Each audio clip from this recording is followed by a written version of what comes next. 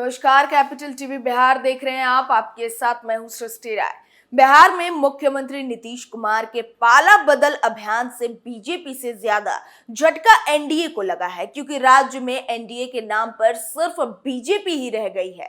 इस बात को लेकर नीतीश से लेकर तेजस्वी तक भारतीय जनता पार्टी पर तंज कस चुके हैं।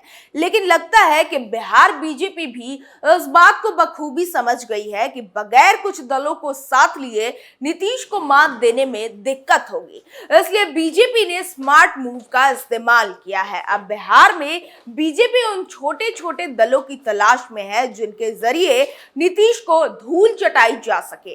इसके लिए बीजेपी ने पासे फेंकने शुरू भी कर दिए हैं। इस रिपोर्ट में देखिए कि बीजेपी कैसे बिछा रही है महागठबंधन के खिलाफ बिसात।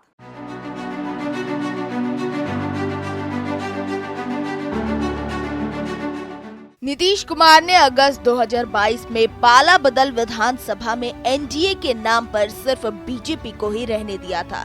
इस बात को लेकर बीजेपी का माखौल भी कई बार उड़ाया गया। लिहाजा अब बीजेपी नीतीश के हथियार से ही उन्हें मात देने की तैयारी में है।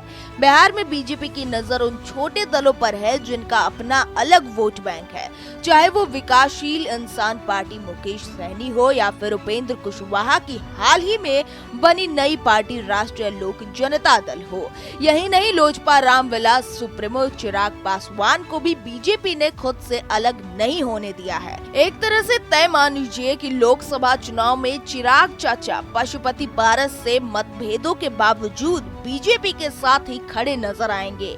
छोटे दलों के साथ बीजेपी ने एक प्लान ये भी बनाया है। इसके तहत नीतीश कुमार के बैरियो को एक छत के नीचे लाने की तैयारी है। इस फहरिस्त में सबसे टॉप नाम है आरसीपी सिंह का। आरसीपी सिंह को नीतीश ने न सिर्फ पार्टी से निकाल फेंका बल्कि उन पर कई आरोप भी लगाए। जाहिर है कि आरसीपी मौके की तलाश में है। ऐसे में उन्हें बीजेपी से ज्यादा बढ़िया मौका और कोई नहीं दे सकता। वही आरा की पूर्व सांसद को बीजेपी पहले ही पार्टी में शामिल कर चुका है। उपेंद्र कुशवाहा भी नीतीश के उन दुश्मनों में से हैं जिनकी बीजेपी को जरूरत है।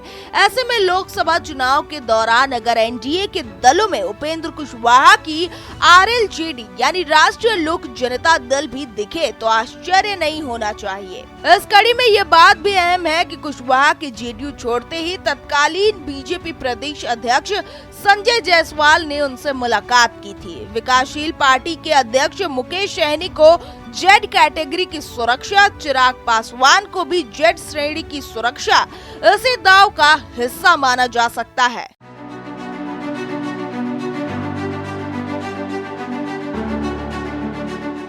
बीजेपी की पूरी कोशिश है कि नीतीश के विरोधियों को अपने पाले में रखा जाए। कहा तो ये भी जा रहा है कि पूर्व सीएम जीतन राम मांझी पर बीजेपी की निगाहें हैं, क्योंकि माना जाता है कि मांझी भी नीतीश की तरह अपनी सहूलियत की राजनीति करते हैं। खैर, इतना तो तय है कि बिहार में बीजेपी को छोटे दलों से कोई परहेज नहीं है, क्योंकि उसे पता है कि बूंद बूंद से ही समंदर भरता है। इस खबर में बस इतना ही। बाकी की तमाम खबरों के लिए बने रहिए कैपिटल टीवी बिहार के साथ। नमस्कार।